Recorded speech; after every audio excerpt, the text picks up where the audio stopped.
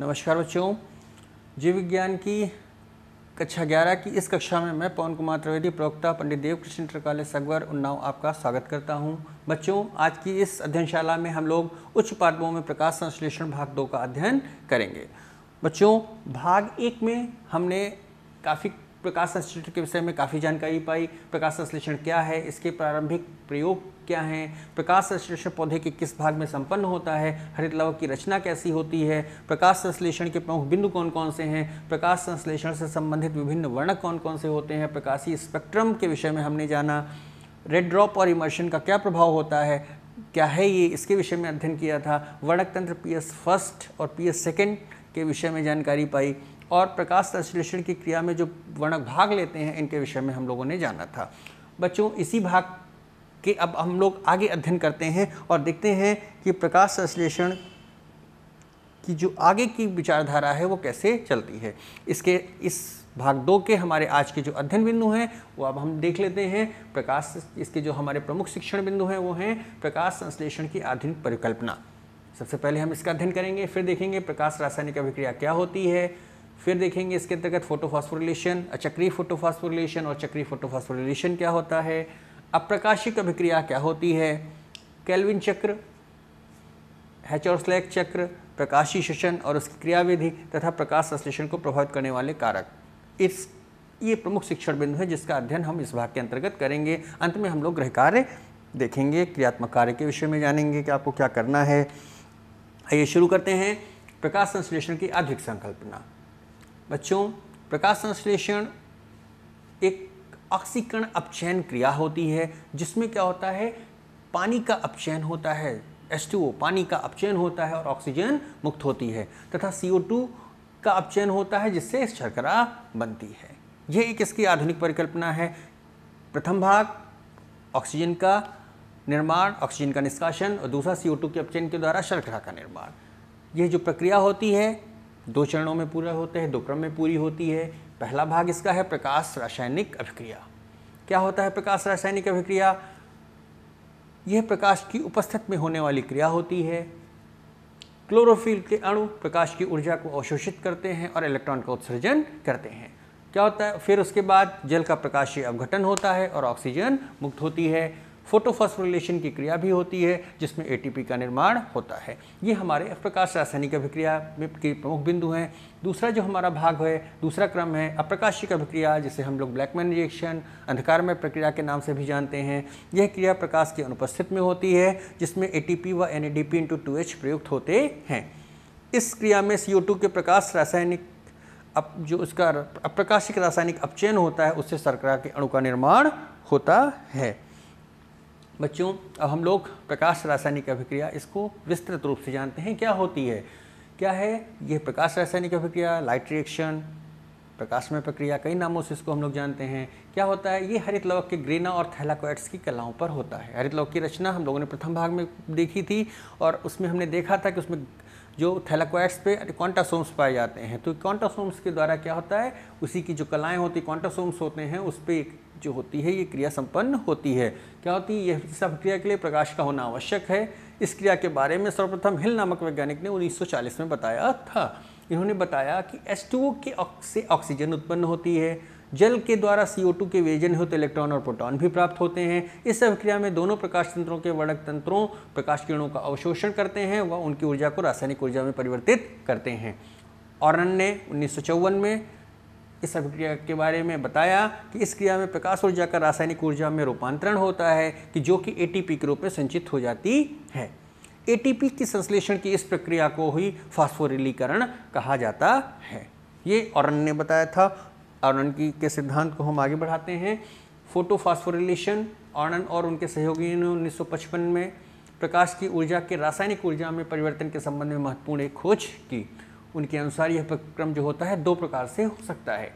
Number 1 है अचक्रीय प्रकाश फास्फोरिलीकरण, photophosphorylation. दूसरा चक्रीय प्रकाश फास्फोरिलीकरण या साइक्लिक फोटोफॉस्फोरिलेशन। पहला अब हम लोग देखते हैं अचक्रीय प्रकाश फास्फोरिलीकरण या नॉन साइक्लिक फोटोफॉस्फोरिलेशन क्या होता है। क्या होता है देखते हैं। यह क्रिया तीव्र प्रकाश में होती है। ये जो हमारा चक्रीकरण है, फोटोफॉस्फोरिलेशन होता है, जब तीव्र प्रकाश होता है तो यह क्रिया संपन्न होती है। और जो हमारा चक्रीय होगा वो कहाँ होगा, कम प्रकाश में होगा। इस प्रक्रम में वर्णकतंत्र एक तथा वर्णकतंत्र दोनों भाग लेते हैं, पीएस फर्स्ट और पीएस सेकंड दोनों भाग लेते हैं। यह प्रक्रम केवल ग्रीना थैलाकोइड्स में संपन्न होता है। इस प्रक्रम में जेल की फोटोलिसिस होती है और ऑक्सीजन निकलती है। इस चक्र में एटीपी तथा NADP × 2H दोनों का निर्माण होता है। इसमें हम इस चित्र के द्वारा हम आपको दिखा रहे हैं कि चक्रीय प्रकाश फास्फोरिलीकरण की क्रिया में ऑक्सीजन का निर्माण किस प्रकार से होता है, इसमें प्रकाश की क्या भूमिका होती है, इसके बारे में दिखाया गया है। ये एक जेट की तरीके से आपको चित्र दिख रहा है, जिसमें यहाँ पर पीएस ये फर्स्ट फोटो सिस्टम प्रथम है, या फोटो सिस्टम द्वितीय है। फोटो सिस्टम फर्स्ट जब प्रकाश का अवशोषण करता है, प्रकाश के फोटोन को ग्रहण करता है, तो इलेक्ट्रॉन के उत्सर्जन करता है, और ये इलेक्ट्रॉन जो होते हैं P700 के द्वारा ग्रहण कर लिए जाते हैं। P700 से ये इलेक्ट्रॉन NADP तक स्थानांतरित होते हैं।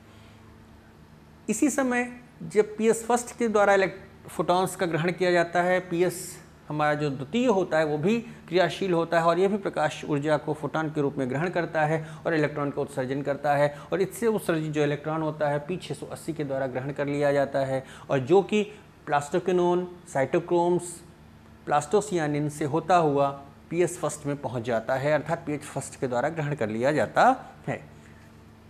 पीएस सेकेंड में फोटोलिसिस ऑफ वाटर विषम जब प्रकाश का ये अवशोषण करते हैं तो यहाँ पर H2O का भी अवशोषण होता है और इसकी फोटोलिसिस होता है, और फोटोलिसिस के द्वारा ऑक्सीजन मुक्त होती है तथा प्रोटॉन्स निकलते हैं। जो प्रोटॉन्स निकलते हैं वो NADP के साथ संयोग करके NADP × 2H का निर्माण करते हैं, और यहाँ पर ऑक्सीजन गैस निकलती है। इसको हम लोग आगे विस्तृत रूप से आपको बताते हैं इसी चित्र को।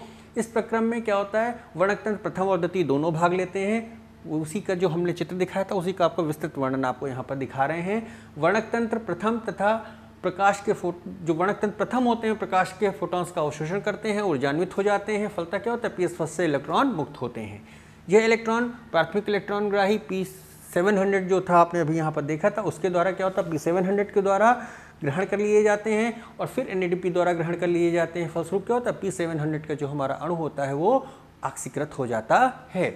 इसी प्रकार पीएस जो द्वितीय होता है उसके द्वारा भी प्रकाश के फोटॉन को ग्रहण किया जाता है और ऊर्जान्वित हो जाता है और इलेक्ट्रॉन का उत्सर्जन करता है, जो कि क्या होता है P680 के द्वारा ग्रहण कर लिया जाता है। और P680 से जो इलेक्ट्रॉन निकलता है वो प्लास्टोक्विनोन, साइटोक्रोम कॉम्प्लेक्स, प्लास्टोसाइनिन से होता हुआ पीएस फर्स्ट में चला जाता है।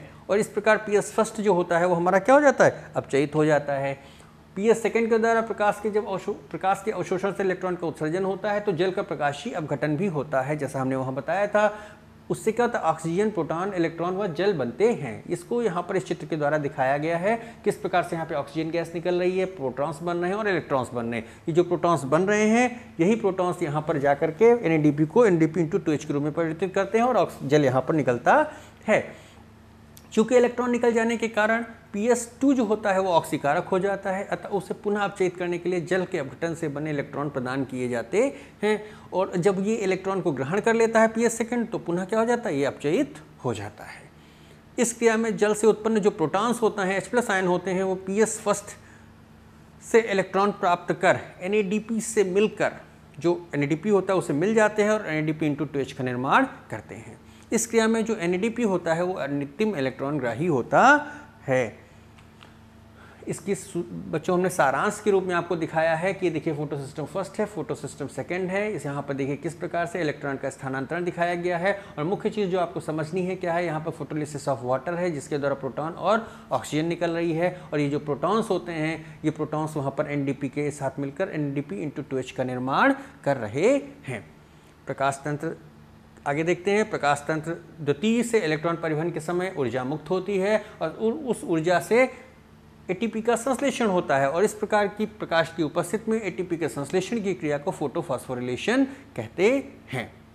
अब इसको फोटोफॉस्फोरिलेशन की बात तो ये हो गई। और ये अचक्रीय फोटोफॉस्फोरिलेशन क्यों होता है, क्योंकि इस क्रिया में वर्णक तंत्र 2 से निकले इलेक्ट्रॉन उसी तंत्र में पुनः वापस लौटकर नहीं आते हैं, इसलिए इस क्रिया को अचक्रीय फोटोफॉस्फोरिलेशन कहते हैं। बच्चों अब हम लोग इसका जो द्वितीय भाग है, द्वितीय चरण है, चक्रीय फोटोफॉस्फोरिलेशन, इसका अध्ययन करते हैं। ये कि क्या होता है, यह क्रिया जो होती है स्ट्रोमा तथा ग्रेनर एम्बली दोनों में पाया जाता है। यह चक्र कम प्रकाश में होता है इसमें केवल एक वर्णक तंत्र पीएस फर्स्ट भाग लेता है। पीएस फर्स्ट प्रकाश के फोटोन को ग्रहण करके ऊर्जान्वित हो जाता है और इलेक्ट्रॉन का उत्सर्जन करके ऑक्सीकृत हो जाता है। यह जो इलेक्ट्रॉन होता है cytochrome B6 P plastoquinone, cytochrome F और प्लास्टोसियानिन से होते हुए पुनः P700 में वापस लौट आता है। इस चक्र में 2 स्थानों पर एटीपी का उत्पादन होता है, साइटोक्रोम B6 व फ्रेडॉक्सिन के बीच और साइटोक्रोम B6 व साइटोक्रोम F के बीच में। चूंकि इस क्रिया में पर्णहरिम से इलेक्ट्रॉन निकलने के बाद अनेक ग्राहियों से होता हुआ पुनः पर्णहरिम में वापस लौट आता है, अतः इसलिए इस क्रिया को या इस चक्र को चक्रीय फोटोफॉस्फोरिलेशन के नाम से जानते हैं। आगे हम आपको चित्र में इसको दिखाते हैं। देखिए यहाँ पर पीएस फर्स्ट है, केवल एक पीएस सिस्टम भाग ले रहा है इसमें एक, और इससे जब ये प्रकाश को ग्रहण करता है तो इलेक्ट्रॉन का उत्सर्जन होता है जो कि फ्रेडॉक्सिन साइटोक्रोम B6 से होता है, साइटोक्रोम F से पुनः पीएस फर्स्ट में वापस लौट आता है। इसलिए इसमें इलेक्ट्रॉन का स्थानांतरण एक चक्रीय क्रम में हो रहा है, इसलिए इसको चक्रीय फोटोफॉस्फोरिलेशन कहते हैं। 2 स्थानों पर आप देख रहे हैं किस प्रकार से एटीपी का निर्माण हो रहा है, इसीलिए इसको फोटोफॉस्फोरिलेशन, आप जानते हो एटीपी निर्माण की क्रिया को फोटोफॉस्फोरिलेशन कहते हैं।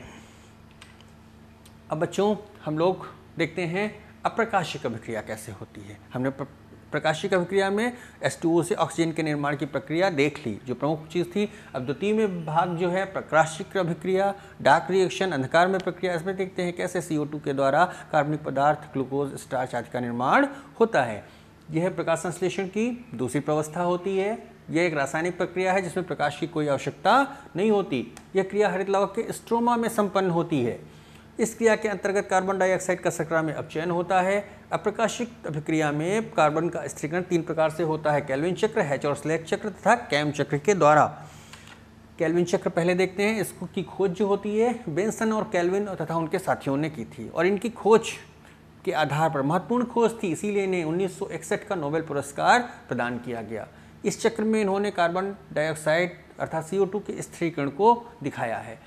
ये जो होता है चक्र होता है, ये समस्त C3 पौधों में पाया जाता है। कुछ C4 पौधों में भी बेंसन केल्विन चक्र हो सकता है, किंतु किसी भी C3 पौधे में हैच और स्लेक चक्र नहीं होता। अर्थात C4 पौधों में तो बेंसन केल्विन चक्र हो सकता है, किंतु हैच और स्लेक जो कि C4 पौधे का प्रमुख चक्र है वह किसी भी C3 पौधे में पाया नहीं जाता। जो ये हमारा चक्र होता है बेंसन केल्विन चक्र, ये 3 चरणों में पूरा होता है, कार्बोक्सिलेशन, रिडक्शन और रीजनरेशन। देखते हैं इसको। कार्बोक्सिलीकरण में क्या होता है, इसमें इस क्रिया में जो रेबुलोस जो हमारा बिसफॉस्फेट होता है 1,5 बाइसफॉस्फेट होता है, ये जो कार्बन डाइऑक्साइड को ग्रहण करता है और क्या होता है 3-फॉस्फोग्लिसरिक एसिड के 2 अणु का निर्माण करता है। हम रिबुलोज 1,5 बाइसफॉस्फेट को RUBP के नाम से भी जानते हैं। इस क्रिया में 6 अणु RUBP के द्वारा 12 अणु फॉस्फोग्लिसरिक अम्ल के बनते हैं। द्वितीय फॉस्फोरिलीकरण की जो क्रिया होती है उसके द्वारा 12 अणु 3PGA से 12 अणु 1,3 डाइफॉस्फोग्लिसरिक अम्ल के बनते हैं। जो द्वितीय है हमारा भाग, इसका अपचयन क्या होता है, इसमें क्या होता है PS सेकेंड में बने हुए NADP/2H के द्वारा 1,3 डाइफॉस्फोग्लिसरिक अम्ल का अपचयन होता है और 3-फॉस्फोग्लिसरल्डिहाइड बनता है। तीसरा जो हमारा है रीजनरेशन, क्या होता है रेबुलोज 5-फॉस्फेट की पुनः उत्पत्ति। 3PGL के 12 अणुओं में से 10 अणुओं के द्वारा क्या होता है रेबुलोज 5-फॉस्फेट के 6 अणुओं का निर्माण कर लिया जाता है, जो कि हमें केल्विन चक्र को जो चलाते रहते हैं। और 3PGL के जो शेष 2 अणु बचते हैं उनके द्वारा सुक्रोज व स्टार्च आदि का संश्लेषण होता है। इसको हम चित्र के द्वारा आपको दिखाते हैं। देखिए ये चित्र है केल्विन चक्र का, 2 भागों में हमने दिखाया है। प्रथम भाग में देखिए इसको कार्बोक्सिलेशन है, रिडक्शन है और रीजनरेशन है यहाँ पर। तो इसमें क्या होता है, ये जो 6 RUBP के 6 मोल हैं, 6 मोल CO2 को ग्रहण करते हैं, 6H2O को ग्रहण करते हैं और फिर क्या होता है इसका कार्बोक्सिलेशन होता है, 1,3 डाइफॉस्फोग्लिसरिक अम्ल के 12 अणु बनते हैं। इसका रिडक्शन होता है, इससे 12 मोल जो है 3-फॉस्फोग्लिसरल्डिहाइड के बनते हैं।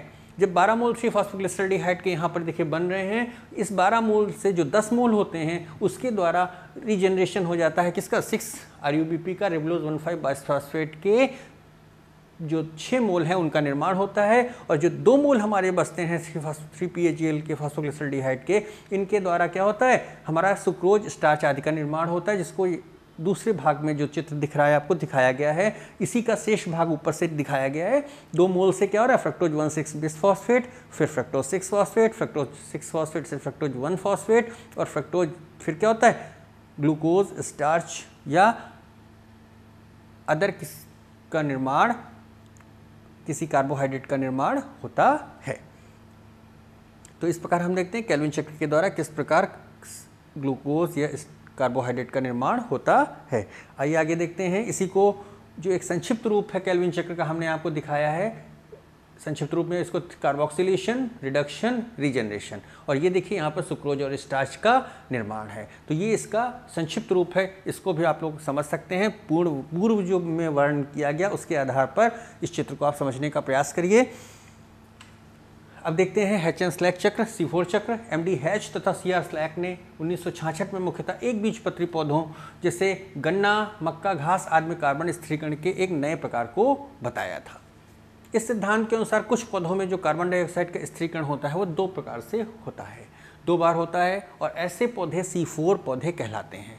2 बार होता है, कहाँ होता है, पहला क्या होता है, मीजोफिल कोशिकाओं में होता है, और दूसरा बंडल शीत कोशिका अर्थात बंडल अच्छत कोशिका में होता है। पहला देखते हैं पर्णमध्योतक कोशिकाओं में। C4 पौधों की पर्णमध्योतक कोशिकाओं के क्लोरोफिल या हरिम कणक में उपस्थित फॉस्फेनॉल पायरुविक अम्ल PP, जिसको शॉर्ट फॉर्म में कहते हैं, के द्वारा वायुमंडल से CO2 ग्रहण की जाती है, और फलस्वरूप क्या होता है, ऑक्जेलो एसिटिक अम्ल बनता है। जो ये ऑक्जेलो एसिटिक अम्ल होता है ये मैलिक अम्ल तथा एस्पार्टिक अम्ल के रूप में परिवर्तित हो जाता है, और इस रूप में यह बंडल अच्छत कोशिकाओं में प्रवेश कर जाता है। आगे देखते हैं, इस चित्र के द्वारा हम दिखाते हैं वातावरण की जो CO2 को ये फॉस्फेनॉल पायरुविक अम्ल हमारा ग्रहण करता है। कहाँ पे ग्रहण करता है, मेसोफिल कोशिका में ग्रहण करता है, और फिर क्या होता है, ऑक्जेलो एसिटिक एसिड बनाता है। ये ऑक्जेलो एसिटिक एसिड मैलिक अम्ल में परिवर्तित हो जाता है, एस्पार्टिक अम्ल में परिवर्तित, यहाँ मैलिक अम्ल दिखाया गया है। मैलिक अम्ल कहाँ चला जाता है, बंडल शीत कोशिका या बंडल अच्छत कोशिका में प्रवेश कर जाता है। वहाँ पे इसका डिकार्बोक्सिलेशन होता है, अर्थात CO2 बाहर निकलती है और ये केल्विन चक्र में प्रवेश कर जाती है, तथा इसके फलस्वरूप पायरुविक अम्ल का निर्माण होता है जो वहाँ पर दिखाया गया है। और ये पायरुविक अम्ल क्या होता है, पुनः जो मीजोफिल बंडल शीत कोशिका से पुनः मीजोफिल कोशिका में वापस चला आता है, और फिर ये फॉस्फेनॉल पायरुविक अम्ल के साथ मिल करके पुनः इस चक्र को रिसाइकिल करता है। आइए देखते हैं इसके बारे में। फिर बंडल अच्छत कोशिकाओं में हमने वहाँ पे मेसोफिल कोशिका बताई, तब इसके बारे में जान लें। मेसोफिल कोशिका से मैलिक अम्ल बंडल शीत कोशिका में प्रवेश करता है, तो मैलिक अम्ल का डिकार्बोक्सिलेशन होता है, CO2 बाहर निकलती है और पायरुविक अम्ल बनता है। हमने आपको बताया चित्र के द्वारा। पायरुविक अम्ल क्या होता है, पर्णमध्योतक कोशिका में वापस आ जाता है और यह पुनः PP में बदला जाता है और यह चक्र पूर्ण हो जाता है। हमने आपको इसको पहले बताया है। अब इसमें कुछ महत्वपूर्ण बिंदु हैं कि एस्पार्टिक अम्ल के डीएमिनेशन से ऑक्जेलो एसिटिक अम्ल बनता है और इसके द्वारा पायरुविक अम्ल बनता है, जो हमने वहाँ पे बताया था ना कि मैलिक अम्ल और एस्पार्टिक अम्ल बनता है। तो जब एस्पार्टिक अम्ल बनेगा तो क्या होगा, इस प्रकार से उससे पायरुविक अम्ल का निर्माण होगा, और मैलिक अम्ल के डिकार्बोक्सिलेशन के द्वारा पुनः CO2 का स्वांगीकरण होता है। बंडल शीत कोशिकाओं में के हरिकर्ण में जो पहले से उपस्थित RUBP द्वारा ग्रहण कर ली जाती है, और फिर क्या होता है, इस स्वांगीकृत CO2 के द्वारा केल्विन चक्र का प्रारंभ होता है या केल्विन चक्र होता है यहाँ पर, और उसके माध्यम से क्या होता है, शर्करा का संश्लेषण होता है, और इस प्रकार से हमारा हैच एंड स्लैक चक्र पूर्ण होता है।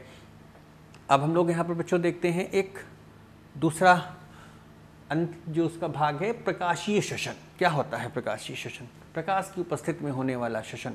नाम से पता चलता है क्या है, प्रकाश संश्लेषी कोशिकाओं में दिन के समय प्रकाश की उपस्थिति में ऑक्सीजन ग्रहण करने व कार्बन डाइऑक्साइड के निष्कासन की क्रिया को प्रकाशीय श्वसन कहते हैं।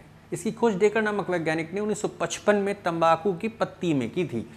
ये सभी C3 पौधों में पाया जाता है, तेज प्रकाश की उपस्थिति में होता है, किंतु गन्ना, मक्का, चौलाई जैसे जो C3 पौधे होते हैं उनमें ये नहीं पाया जाता। ध्यान दीजिएगा इस बात पे।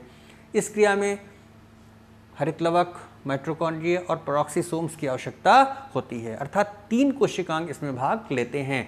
यह क्रिया रूबिस्को एंजाइम के द्वारा संपन्न होती है। बहुत महत्वपूर्ण एंजाइम है, प्रकाश संश्लेषण की क्रिया का बहुत ध्यान देने की बात है। रूबिस्को एंजाइम के द्वारा संपन्न होती है। रूबिस्को एंजाइम प्रकाश संश्लेषण का मुख्य एंजाइम है, जो कि 2 विपरीत प्रकार की अभिक्रियाओं को प्रेरित और संचालित करता है, कार्बोक्सिलेशन और ऑक्सीजनेशन। देखते हैं इसकी जो क्रियाविधि है कार्बोक्सिलेशन, क्या होता है इसमें एंजाइम आरयूबीपी कार्बन डाइऑक्साइड के साथ संयोग करके फॉस्फोग्लिसरिक अम्ल के 2 अणु बनाते हैं जो कि केल्विन चक्र का प्रारंभ करते हैं। ऑक्सीजनेशन, इसमें एंजाइम आरयूबीपी का ऑक्सीजन के साथ संयोग ऑक्सीजनेशन कहलाता है। यह क्रिया ऑक्सीजन की अधिकता प्रकाश तथा CO2 की कमी के समय होती है। इस क्रिया में आरयूबीपी ऑक्सीजन के साथ संयोग करके फॉस्फोग्लिसरिक अम्ल तथा फॉस्फोग्लाइकोलिक अम्ल का निर्माण करते हैं। ये फॉस्फेटेज एंजाइम की उपस्थिति में ग्लाइकोलिक अम्ल में परिवर्तित हो जाता है। ये जो ग्लाइकोलिक अम्ल होता है, अब ये तीन क्रिया कहाँ पे हुई? हरित लवक में हुई। और फिर ये जो ग्लाइकोलिक अम्ल बनता है ये हरित लवक से पेरोक्सीसोम्स में प्रवेश कर जाता है और जहाँ पर फिर ये क्या होता है, ग्लाइसिन के रूप में परिवर्तित हो जाता है। और फिर ग्लाइसिन में जब ये परिवर्तित होता है तो ये माइटोकॉन्ड्रिया में प्रवेश करता है। ग्लाइसिन के अणु क्या होता है? माइटोकॉन्ड्रिया में प्रवेश करते हैं जहाँ पर जल व NAD से मिलकर सीरीन नामक एमिनो अम्ल व कार्बन डाइऑक्साइड का संश्लेषण करते हैं। फिर क्या होता है, सीरीन जो होता है माइटोकॉन्ड्रिया से पुनः पेरोक्सीसोम्स में आ जाता है जहाँ पर यह फॉस्फोग्लिसरिक अम्ल में अपचयित हो जाता है। फॉस्फोग्लिसरिक अम्ल पुनः हरित लवक में वापस आ जाता है और जहाँ पर यह C3 चक्र अर्थात केल्विन चक्र में प्रवेश करता है। तो इस प्रकार से हम इसके अगले चित्र के द्वारा देखते हैं। क्या होता है कि हरित लवक से ये जो में होती है क्रिया, ऑक्सीजन को ग्रहण करता है, ये फॉस्फेनॉल PGA प्लस फॉस्फोग्लाइकोलिक एसिड मिलकर फॉस्फोग्लाइकोलिक एसिड का निर्माण करते हैं। ये ग्लाइकोलिक एसिड जो होता है हमारा कहाँ जाता है? पेरोक्सीसोम्स में आ जाता है और पेरोक्सीसोम्स में ये ग्लाइकोजैलिक एसिड तथा क्रमशः या फिर ग्लाइसिन में परिवर्तित हो जाता है। ग्लाइसिन से जो परिवर्तित होता है तो पुनः देखते हैं किस प्रकार से यह माइटोकॉन्ड्रिया के अंदर प्रवेश कर रहा है। माइटोकॉन्ड्रिया में फिर ये ग्लाइसिन से सीरीन में परिवर्तित होता है और सीरीन पुनः पेरोक्सीसोम्स में वापस आ जाता है और जो सीरीन होता है पेरोक्सीसोम्स में फॉस्फोग्लिसरिक अम्ल के रूप में अपचयित हो जाता है और ये PGA जो होता है केल्विन चक्र में प्रवेश कर जाता है। कहाँ पर? पुनः हरित लवक में वापस आकर। तो इस चित्र के द्वारा आप इसको अच्छे से समझ सकते हैं जो पूर्व में वर्णन किया गया है, इसको देखिएगा। अब इसके महत्व हम लोग जान लेते हैं कि प्रकाशीय श्वसन का महत्व क्या होता है। इसका कोई जैविक महत्व स्पष्ट नहीं है। यह एक नष्टकारी क्रिया है जिसमें पौधे की उत्पादकता कम होती है। यह क्रिया ATP के निर्माण से संबंधित भी नहीं होती है, ठीक है। तो इससे उत्पादकता कम होती है, इसलिए इसका कोई विशेष इसको हम लोग महत्व नहीं देते, एक नष्टकारी क्रिया मानते हैं। प्रकाश संश्लेषण को प्रभावित करने वाले कारक, प्रकाश संश्लेषण को अनेक कारक प्रभावित करते हैं। कुछ वैज्ञानिकों ने क्या बताया कि किसी कारक की वह मात्रा जिस पर प्रकाश संश्लेषण की क्रिया आरंभ होती है उसे क्या कहते हैं? न्यूनतम बिंदु कहते हैं। जिस बिंदु पर प्रकाश संश्लेषण अधिकतम होता है उसे अनुकूलतम बिंदु कहते हैं और जिस बिंदु पर प्रकाश संश्लेषण नहीं होता उसे उच्चतम बिंदु कहते हैं। कारक की वह सीमा जिसके ऊपर प्रकाश संश्लेषण नहीं होता उच्चतम बिंदु कहते हैं और इन तीनों बिंदुओं को कार्डिनल बिंदु कहते हैं, ठीक। ब्लैकमैन ने इस सिद्धांत का, विचारधारा का खंडन किया और 1905 में एक नई विचारधारा प्रस्तुत की और इन्होंने बताया यदि किसी अभिक्रिया पर अनेक कारक एक साथ प्रभाव डालते हैं, ध्यान दीजिएगा, एक अभिक्रिया पर अनेक कारक एक साथ प्रभाव डालते हैं तो इसकी दर का निर्धारण जो होता है केवल उस समीपस्थ कारक के द्वारा होगा जो कि न्यूनतम मान वाला हो। केवल इस कारक की मात्रा में वृद्धि से क्रिया की दर को बढ़ाया जा सकता है। इस कारक को सीमा कारक या सीमाबद्ध कारक, लिमिटिंग फैक्टर के नाम से जाना जाता है। यही ब्लैकमैन का सीमा कारक नियम है। इसमें इन्होंने इस पर प्रकाश संश्लेषण की क्रिया पर विभिन्न जो प्रकाश का क्या प्रभाव होता है आइए देखते हैं। इसके जो रंग का प्रभाव है, लाल किरणों में प्रकाश संश्लेषण सबसे अधिक होता है, नीली किरणों में उससे कम होता है और हरी किरणों में प्रकाश संश्लेषण की दर बिल्कुल कम होती है। जो इसकी प्रकाश की तीव्रता होती है क्या है, प्रखर प्रकाश में जो उगने वाले पौधे होते हैं उसे प्रकाश रागी कहते हैं। छाया में स्थिर उगने वाले पौधों को हम लोग छाया रागी के नाम से जानते हैं और जो पौधे प्रकाश रागी होते हैं उनमें प्रकाश संश्लेषण की दर अधिक होती है, अर्थात प्रकाश की उपस्थिति में प्रकाश संश्लेषण अधिक होता है। अवधि, प्रकाश संश्लेषण के लिए 10 से 12 घंटे का समय पर्याप्त होता है, किंतु लगातार यदि प्रयास में प्रकाश की अवधि बढ़ा दी जाए तो उससे प्रकाश संश्लेषण की दर पर कोई विशेष प्रभाव नहीं पड़ता है। तापमान प्रकाश संश्लेषण के लिए अधिक, जो अनुकूलतम तापमान 25 से 30 डिग्री होता है। यदि तापमान 10 से कम और 35 से अधिक हो जाता है तो प्रकाश संश्लेषण की दर काफ़ी कम हो जाती है। जल का जो है प्रकाश संश्लेषण की प्रक्रिया पर कोई सीधा प्रभाव नहीं है क्योंकि प्रकाश संश्लेषण के लिए जल की केवल 1% से कम भाग की आवश्यकता होती है, किंतु जल की कमी होने से CO2 की उपलब्धता भी घट जाती है, जिससे प्रकाश संश्लेषण की दर कम होती है। अर्थात क्या होता है, जल अप्रत्यक्ष रूप से CO2 के माध्यम से प्रकाश संश्लेषण की क्रिया को प्रभावित करता है। प्रकाश संश्लेषण में कार्बन डाइऑक्साइड की सांद्रता का क्या प्रभाव? कार्बन डाइऑक्साइड एक प्रमुख सीमाकारी कारक है। वायुमंडल में CO2 की मात्रा 0.03% से 0.04 होती है। जैसे CO2 की मात्रा में वृद्धि होती है, क्या होता है, अगर 15 से 20 गुना तक इसकी वृद्धि हो जाए तो प्रकाश संश्लेषण की दर तो बढ़ेगी, तब तो बढ़ती है, किंतु इससे अधिक यदि वृद्धि होती है तो प्रकाश संश्लेषण की मात्रा जो होती है वो कम होती है, अर्थात तब यह प्रकाश संश्लेषण के लिए हानिकारक प्रभाव उत्पन्न करती है। अर्थात बहुत अधिक सांद्रता CO2 की प्रकाश संश्लेषण के लिए उपयुक्त नहीं होती। आंतरिक कारक पर्णहरिम, प्रकाश संश्लेषण पर्णहरिम की मात्रा बढ़ने के साथ बढ़ता है। इसके कुछ जीवद्रव्यीय कारक, यदि पौधे को अंधेरे में से प्रकाश में लाया जाता है तो उसमें प्रकाश संश्लेषण की क्रिया तुरंत शुरू नहीं होती, क्योंकि उसके जो जीवद्रव्य होता है उसके लिए तुरंत एक्टिव नहीं होता। पत्ती की आंतरिक रचना, इसमें जो पत्ती में उपस्थित रंध्रों की संख्या, पत्ती में उपस्थित हरितलोक की व्यवस्था का भी प्रकाश संश्लेषण की दर पर प्रभाव पड़ता है। बच्चों, इस प्रकार से हमने देखा कि आज इस अध्याय में हमने प्रकाश संश्लेषण की जो आधुनिक विचारधारा का हमने अध्ययन किया, प्रकाश संश्लेषण में जल का जो निर्माण, जल से ऑक्सीजन का निर्माण किस प्रकार से होता है इसके विषय में जाना कि प्रकाशिक प्रक्रिया में होता है। अंधकार में प्रक्रिया के द्वारा किस प्रकार से CO2 के द्वारा कार्बन, ग्लूकोज, स्टार्च आदि का निर्माण होता है, इसके विषय में हम लोगों ने जाना। उम्मीद है आपने इस अध्ययन की जो हमारा भाग 2 था, इससे आपने प्रकाश संश्लेषण के विषय में काफ़ी ज्ञान अर्जित किया होगा। आइए अब आपको इससे संबंधित कुछ गृह कार्य और क्रियात्मक कार्य देते हैं जिसको आपको आपके घर में करना है। पहले भाग के रूप में प्रकाश संश्लेषण की क्रिया में केल्विन का क्या योगदान है इसको आपको बताना है। हिल अभिक्रिया क्या होती है इसके बारे में आप बताइए। प्रकाश अभिक्रिया होती है उसके बारे में आपको बताना है। C3 तथा C4 पौधों में क्या अंतर होते हैं इसको आप बताइए। हरितलवक के किस भाग में कार्बन डाइऑक्साइड का स्थिरीकरण होता है आपको बताना है इसके बारे में। रूबिस्को एंजाइम, जैसे मैंने कहा था, बहुत महत्वपूर्ण है, इसका कार्य बताइए, क्या होता है, ये कहाँ पाया जाता है।